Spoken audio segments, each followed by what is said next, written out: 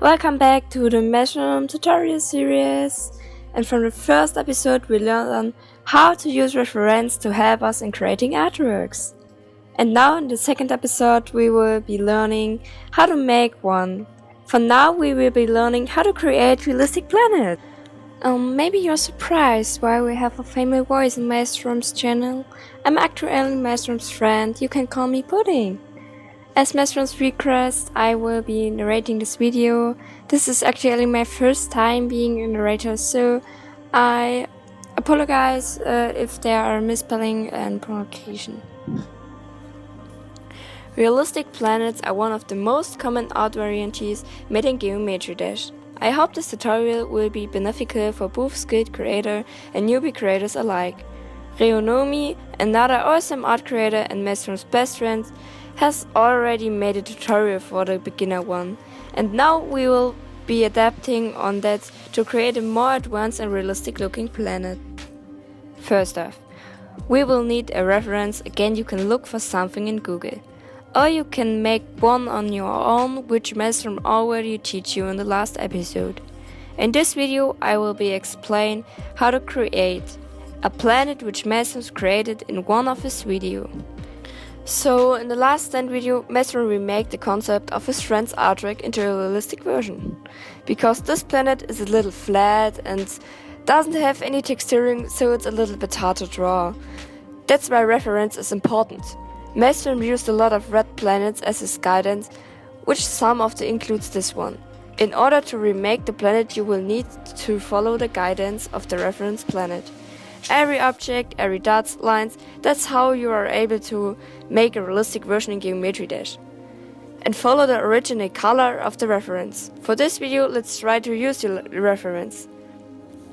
Now we will be try to recreate this image in Geometry Dash. First step, let's create the background, which is the forge of the space art. So how do you make this fog? This fog right here. So first of all you need to do is to make this kind of fog thing.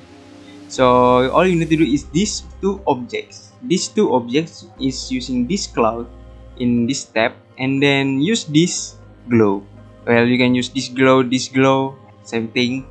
So what you need to do is you can use this glow, copy and paste it like anywhere. So well, I recommend you to use the Megahack version 5. Here, let me show you. In here, there is a Megahack version 5. You can use the scale on the object there. Shader limit. This is the scale hack object. You need this for the artwork that you are about to do in Geometry Dash. It is crucial. This Megahack is made by Absolute Gamer. I will leave the link in the description. Okay, then you can use this for the glow. And then after that you can spam around it like this. After you're done, you can block all of them and then use different colors, and of course check mark the blending, and then any color you want to. Any color, I recommend it's dark, something like this, and then lower the opacity down. Oops, sorry. There, you see a little bit of like lights or something. That's what you want for the fog of the art. Maybe it's not that good because it's just a small part of it, and then you can just copy around like this, like that. Then there you have it, the glow. That's how you make this glow. Maybe it's not that good, but you can also add another glow which is very big. You can scale this to 10, 11, 20. That's what I usually do. So I already have the custom object right here. I have a lot of custom object, and maybe I will give it to you later on. There, that's actually 10.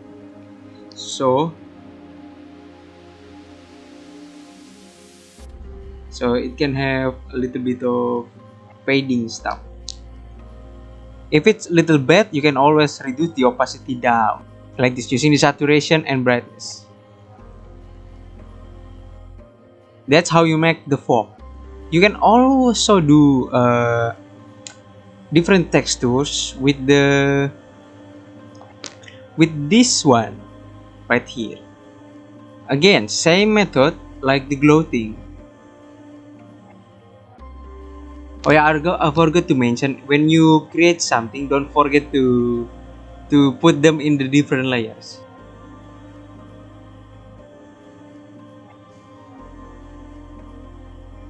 There, using the cloud, it has a little bit of like painting stuff and then a little bit of smoothness and the effect of the cloud. Like this, you have this kinda something like fog thing. I don't know what to call this, but it's like that. It's give more smooth and clean of the artwork that you are about to do. That's how you make the fog. And now, the only problem is the color. Color really adds up to the beautifulness and realistic of something because lightning matters. Speaking about lightning, there is another part of the planet where it stands out from anything else, which is this one. The lightning reflection of a star. So how do you do it? So how do you make that sharp lights in the planet? So what you need to do is you have to make the circle of the planet. It can be any size.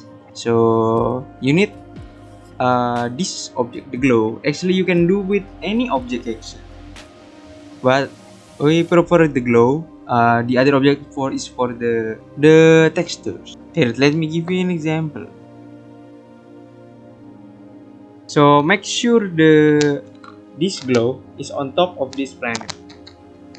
I'll just use T1 for this.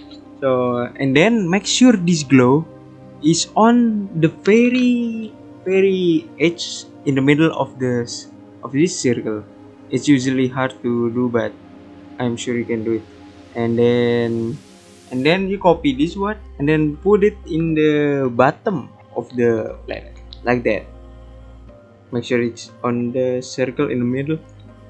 After that, you do this. It's a little bit hard, but I think you can follow. So you block these two things. I will put this in a different layer so it will not clash. You copy this object, these two, copy, and then rotate just a little bit. It's up to you.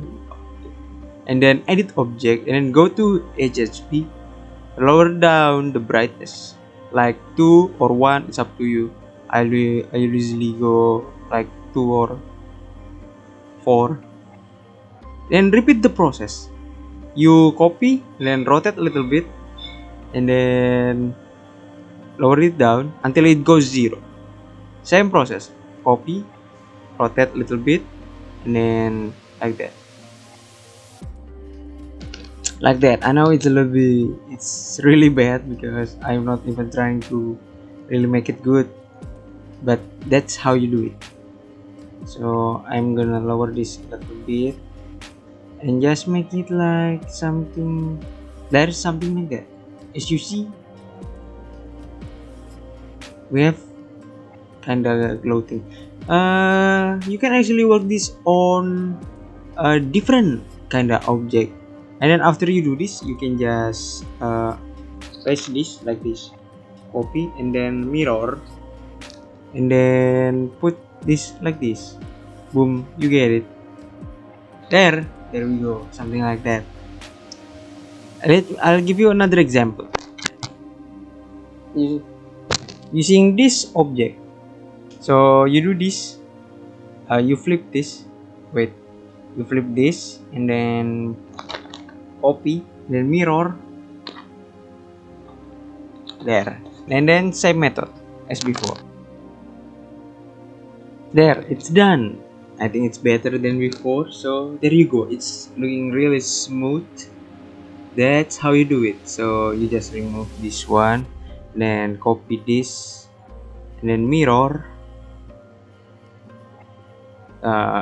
It doesn't quite right, so we do this. It's looking amazing. You can use other objects and then use the scales like that, and other thing. I don't know, maybe this one this one you can anything. It could be a textures for the planet, because it's a bit tedious, but if you already made a good one, you can just space it around like this. It's easier and much more convenient, so you don't have to make it all the time when you create artwork. That's it for now for the first part of episode 2. It's already more than 9 minutes now. We still have more in this episode. We haven't talked about textures yet and colors, so make sure to watch the next part.